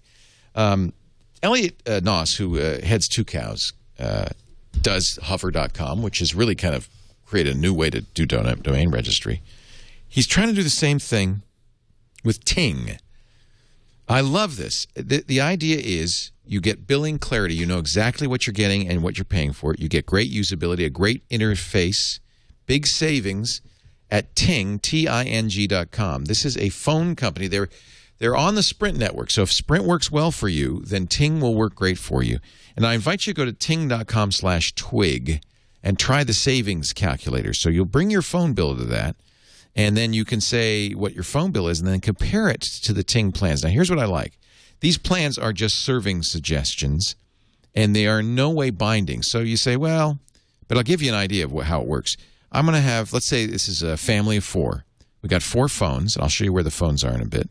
And we're going to, as a family, on this plan, use 1,000 minutes, 4,000 text messages, and 3 gigabytes of data a month. And that is a total of, when you add it all up, $113 for that family of 4. 4 phones, everything. Here's the beauty part. Use less, they give you a rebate. Use more, they charge you at the same rate. There's no penalty. This is the rate. You charged or credited based on your actual usage without penalties. You get free voicemail, picture and video messaging, 3-way calling, caller ID, tethering, hotspotting, and a lot more. It is a brilliant. This is how it should be. Now, let's look at the devices. Android, of course, and a good variety of devices, including the Samsung Galaxy S2. The 4G, because it's using the Sprint 4G network, and other feature phones as well. You even have data devices. They have the Sierra wireless card 3G or the Huawei Express. So you buy these devices. You're not paying a subsidized price. You own it. They're unlocked, and now you're tinging. Ting.com/twig. Find out how much you would save right now. I think you'll be very impressed. Easy access to your billing information. In fact, for a business, it's great because you could see exactly how the phones are being used. You get complete controls over the features. There's lots of help content there, and you pay for exactly what you use with no premiums and no penalties. It's just flat. I highly recommend it. Want you to give it a try. They've got this is a modern company. They're on Twitter. They do customer support through Twitter. Their blog. They post release notes. It's a bunch of geeks. And everything from the Sanyo Zeo phone at $105 they don't take ducks, only bucks, to the Motorola Photon, $545, and the Galaxy S2's in there too. I'm sure they'll have the S3 any day now. It's ting.com/twig. Gina Trapani, your tip of the week. Twitter rolled out a couple of changes to their search function, which I kind of dig. Good. If you go to Twitter search and you type in newsroom, it will autocomplete for you names and topics. And in your search results, that's pretty cool. It's okay. But the thing I think I'm most excited about is that when you're looking at search results, you can see the top tweets or you can see all tweets. That's always been. But now there's a new link, tweets from people you follow. I like that. I like that a lot. So now it's not all tweets from people you follow over all time. It's only like the last week of tweets because, Twitter, they're not in the archiving business. They're in the tweets of the moment business. But still really, really useful. So if you want to find out what your friends are saying about something that's happening right this minute, really neat new feature. People you follow, tweets from people you follow in Twitter search results. Very cool. I don't think this is rolled out to the Twitter clients yet on mobile phones, but I believe that it's supposed to in the coming weeks. What do you think of the fact that Twitter has basically intimated that they are not, the third parties are out? Twitter's really making some, Dick Costello's making some big changes right now at Twitter. This is the beginning, this new search. But I think there are a lot of people who say, hey, watch it. In fact, I saw an article that said, Twitter, just remember MySpace and Dig. You got to consider your community. Yeah, you've defended them in the past, Gina. I've always tried to push you on the developer view that they're kind of screwing the developers. You still defend them? Twitter wants developers not to build third-party apps. They want developers to build into Twitter, like Twitter as a platform. So Twitter wants you to be able to expand the tweet and see different kinds of content inside that tweet on the Twitter website. So I think that Twitter's announcements to developers haven't been the best handled. I think that a lot of people have been sort of kind of rightfully upset, saying like, hey, we helped, make this platform what it is, and now you're telling us to back off and stop making clients. But they didn't really say anything. They said stop making clients a year ago, and said start kind of innovating, doing things that we can't do. Doing new stuff. But then they turned off LinkedIn. Well, right. And then they said we're going to have stricter guidelines. And they launched the Twitter card. They're saying don't recreate the experience that you get on the Twitter website. So don't show your home timeline, which is what LinkedIn was doing. They were showing that your tweets. I'm not strongly defending Twitter. I'm not completely offended in turn. I'm cautiously optimistic that Twitter is encouraging innovation in new areas. When they turn off Think Up, I'll change my tune. Yeah. Well, and this is what it seems to be coming down to. There are many of us, and I'm sure you're in this camp, who think of Twitter as the dial tone, as the carrier, as the signal. Ooh. And Twitter apparently increasingly is considering itself as a content company. Twitter decided that Twitter's not the pipes, right? They want to be the media company. Right. Except that it's our content that we made that we're putting on Twitter. But you get to use it for free. That's why they say that. So the product they launched was the Twitter card, which is taking the media elements, the whole tweet, and the embedded media, maybe even your videos and pictures, Leo, and that can be embedded other places. So they are building media features. This is part of the game. Then obviously what happens on top of that is potential advertising. So Twitter cards are like kind of longer posts, but they can contain media experiences. So you put HTML in your web pages, and then when somebody tweets a link to your content, the card comes from your page onto the tweet. The content that you tweeted about appears in the card, as I understand it. So it's like there you go. Here's an example from the Twitter developer site. So Richard Henry, as an example, said there's a whole lot of people, and then posted a link to the New York Times. And then what you get on the Twitter website, and presumably at some point on your site, Twitter clients, is a kind of a newsreader synopsis with an image. Yeah, I mean, Twitter has to compete with Facebook and Google Plus, which supports like rich media inside posts. Right. And you can see this right now. If you look at a tweet with an Instagram link or a Flickr link, if you expand that tweet on the Twitter website, it will show you the image in line, and they want to expand that to include different kinds of content. There's one more thing that I got to do. I got to send a note now to our developers and say, hey, what are we doing about this? Likely it's the same markup that would work on Facebook and Google Plus, Leo. So I hope it is. It shouldn't be too expensive for you. Okay. Glenn, you're going to get an email. Crikey. It's hard to keep up with all of this stuff. Thank you, Gina Trapani. Twitter search. Take a look. Our number of the week. 22%. Megan Garber wrote a piece on Atlantic Online and said that a researcher named Matthew Burke found that 22% of web pages contain Facebook URLs. Wow. Which is pretty amazing. Now, I don't get the numbers because then it says that 242 million of 1.3 billion. And I would think there'd be more than that number of pages. But in any case, that means that Facebook has managed to embed itself into the web. Then it says that there are 7.5% of websites he analyzed use Facebook's Open Graph tags in their pages. So when it comes to signal generation, when it comes to understanding the web and understanding more about it, one starts to wonder who understands not just people better, but the web better, Google or Facebook. They've managed to provide functionality that sites are using. Like the fact that people are linking to their friends' stuff, they're linking to their own stuff, all of those things, the sign-in structure, all of those things start to make tentacles for Facebook out into the world of the web. I wonder how this compares to Google Analytics code. I'm really curious, too. One thing I don't understand about this is it says that there are more than 471 million total Facebook URLs. Well, there's more Facebook people than that. There's more Facebook stuff than that. So I don't understand that. And then he says, of 500 hard-coded links to Facebook, writes Megan, only 3.5 or 0.7% are unique. I don't understand that either. So I don't really get this. Often don't I say these things. But I thought I'd throw it out there because I found it interesting at least. My tool is something I found as usual in Lifehacker. They are so good at Android stuff. I'm so jealous. I don't have Jelly Bean, so I don't have Google Now, and I really want Google Now. That looks, despite the creepy factor we talked about, looks great because it kind of knows what you're interested in, and it's supply. Have you been using Now on? Nope. You use an iPhone. Yep. Well, maybe someday I'll get Jelly Bean on one of my phones. Meanwhile, I'm using something called Bounce GPS Calendar Beta. This is a very interesting idea. You know, the kids say, I know this because I have a kid, when they want to leave, they go, let's bounce. We're bouncing out of here.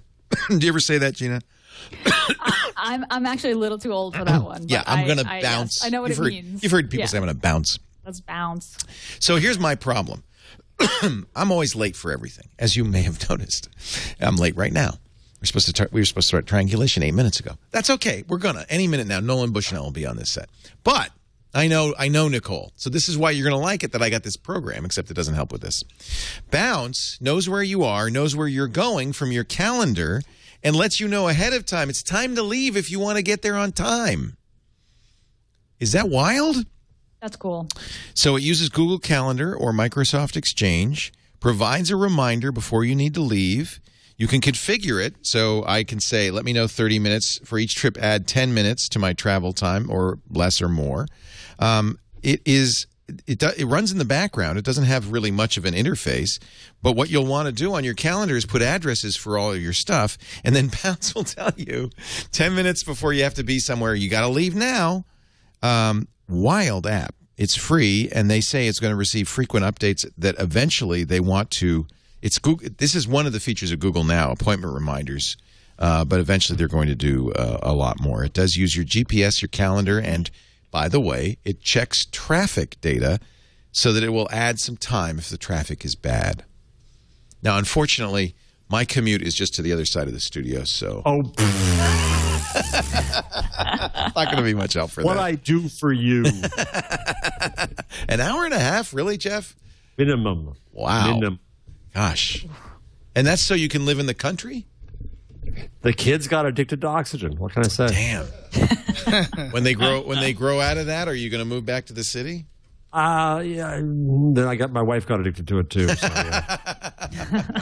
Thank you, Jeff. Thank you, Gina. Great to have you. Jeff Jarvis is at buzzmachine.com. That's his blog where he writes, and he made an extra effort to be here for the show today. Thank you. I really appreciate that. I'm very grateful. Gina Trapani is at smarterware.org, and of course she writes Think Up, the amazing Twitter application. And with any luck, she'll continue to be able to do that for years to come at thinkupapp.com. Great to be here. Nice so good to see you guys. It's good to be back, isn't it? Yep. Yeah, great to be back. Yay. And thanks to Jeremiah Owyang for bringing all his Google I.O. swag. My pleasure. Thanks for having me. What is this, a Clie? Yeah, look at that. I dug out that. I was cleaning out my closet. Cow. And it's got Palm OS on it. I don't even know if I can charge it. This was my favorite Palm device, actually. Then Sony got out of the business, but this was a great... That's before like the touch really worked, and you'd actually have to use a stylus. You used a stylus. And in fact, I lent this to a friend, and I got it back, and it was all scratched up. And I said, what happened? She said, I was playing Bejeweled. and there were lines in the grid of Bejeweled all over it. But so somewhere I have a scratched up Sony Clie. You brought some fun stuff for us. Cool. Here. We've come a long way, baby. You can find Jeremiah everywhere at Jowyang, right? Jowyang, or at web-strategist.com. Good to see you. Thanks, man. That shirt, awesome. Buzz shirt. That's not a Paul. Ooh, is that That's not one of those watches. No, this is not the Pebble. This is a Nixon. Oh, cool. I like Nixon. Those are skater watches. Thanks, everybody, for being here. We do This Week in Google when Leo shows up. 1 o'clock Pacific, 4 p.m. Eastern Time, 2000 UTC on Wednesdays. But you can always get the on-demand version after the fact at twit.tv or wherever finer podcasts are aggregated. Stay tuned. In just a minute, as soon as I walk over, we're gonna get Nolan Bushnell on triangulation. Thanks for joining us. We'll see you next week on TWiT.